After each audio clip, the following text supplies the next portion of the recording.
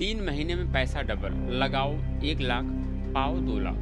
दोस्तों, हमारे देश के मिडिल क्लास और गरीब परिवारों की सबसे बड़ी कमजोरी क्या है? जल्द अमीर बनने का सपना। और इसी सपने का फ़ायदा उठाते हैं वो लोग जो हमारे ही बीच रहते हैं, हम पर हंसते हैं, हमारे साथ चाय पीते हैं और एक दिन हमारी ज़िंदगी भर की कमाई लेकर गायब हो जाते हैं। ये कहानी है रामपुर नाम के एक छोटे से कस्बे की, जहां रहने वाले रमेश जी की एक छोटी सी राशन की दुकान थी। रमेश जी को पूरा मोहल्ला बहुत ही सीधा साधा और मददगार इंसान मानता था।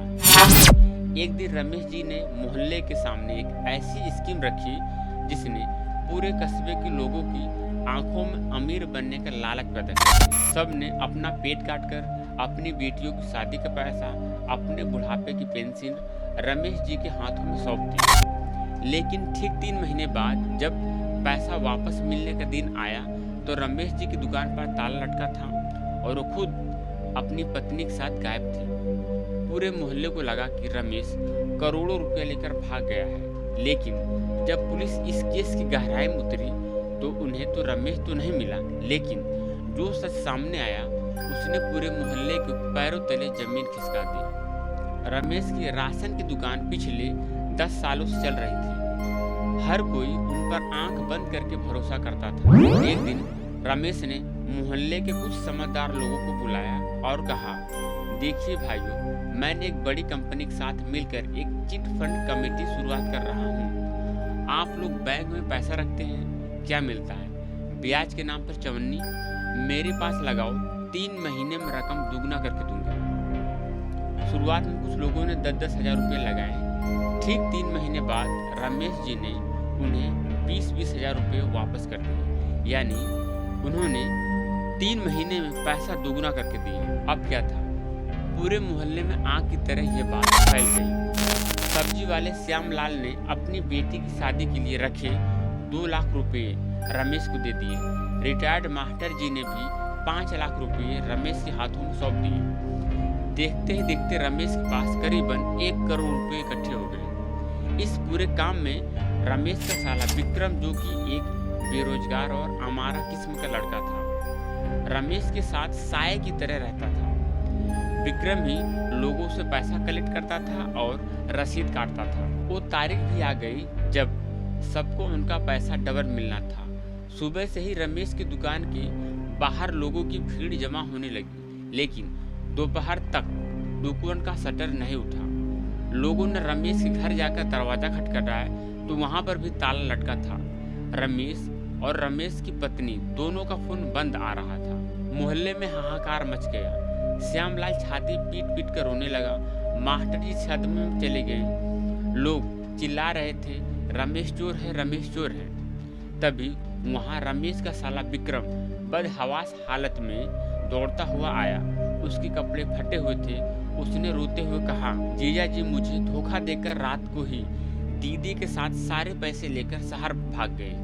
मुझे भी मार पीट कर कमरे बंद कर दिए थे। गुस्साए हुए लोग पुलिस स्टेशन पहुंचे। पुलिस ने रमेश और उसकी पत्नी की तलाश शुरू की।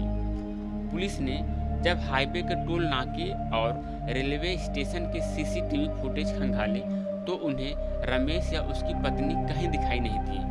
इतने बड़े शहर में 2 लोग बिना किसी सुराग के कैसे गायब हो सकते हैं? छानबीन के दौरान पुलिस को रमेश के घर के पीछे बने एक पुराने सूखे कुएं के पास किसी के घसीटने के निशान मिले।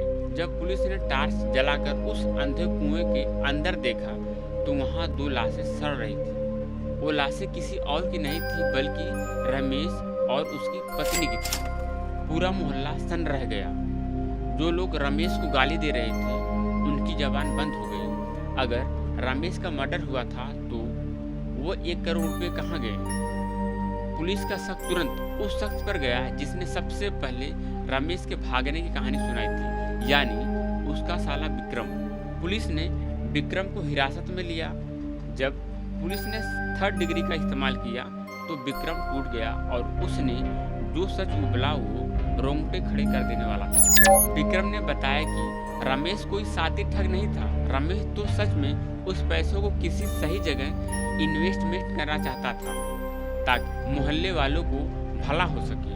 लेकिन जब विक्रम ने अपनी आंखों के सामने सूटकेस में भरे 1 करोड़ रुपए देखे तो उसके अंदर का शैतान जाग गया। उसने सोचा कि अगर रमेश जिंदा रहा तो पैसे मोहल्ले वालों में बंट जाएगा, लेकिन अगर रमेश ही नहीं रहेगा तो सारा पैसा उसका हो जाएगा। उस काली रात विक्रम ने अपने जीजा रमेश और अपनी सगी बहन की सोते समय गला घोटकर हत्या कर दी। उसकी लाशों को पीछे के सूखे कुएं में फेंक दिया और खुद पीड़ित बनने का नाटक करने लगा ताकि सब सोचे कि रमेश पैसा लेकर भाग गया। पुलिस ने विक्रम की निशानदेही पर उस खेत में गाड़े गए 1 करोड़ रुपए बरामद कर लिए। विक्रम को उसके की सजा मिल गई। वो अब जेलों की सलाखों के पीछे सड़ रहा है। मोहल्ले वालों को उनके पैसे तो वापस मिल गए, लेकिन उस लालच ने 2 मासूमों की जान ले ली। दोस्तों, ये कहानी हमें सिखाती है कि लालच सिर्फ पैसे डूबने का कारण नहीं बनता, बल्कि कभी कभी अपनों के बीच छुपे उस भेड़ियों को भी जगा देता है जो सिर्फ चंद पैसों के लिए खून का रिश्ता भी भूल जाता है। मेहनत की कमाई पर भरोसा रखिए। रातों रात अमीर बनने के शॉर्टकट हमेशा ऐसे ही अंधे कुएं की तरफ ले जाते हैं। आपको ये कहानी कैसी लगी? क्या आपके आसपास भी कभी ऐसा कोई चिट फंड का फ्रॉड हुआ है? कमेंट में ज़रूर बताइए। वीडियो को लाइक करें, अपने परिवार और दोस्तों के साथ शेयर करें ताकि वो भी ऐसे झांसों से बच सके। चैनल को सब्सक्राइब करना ना भूलें। मिलते हैं अगले वीडियो में, तब तक के लिए सावधान रहें, सुरक्षित रहें।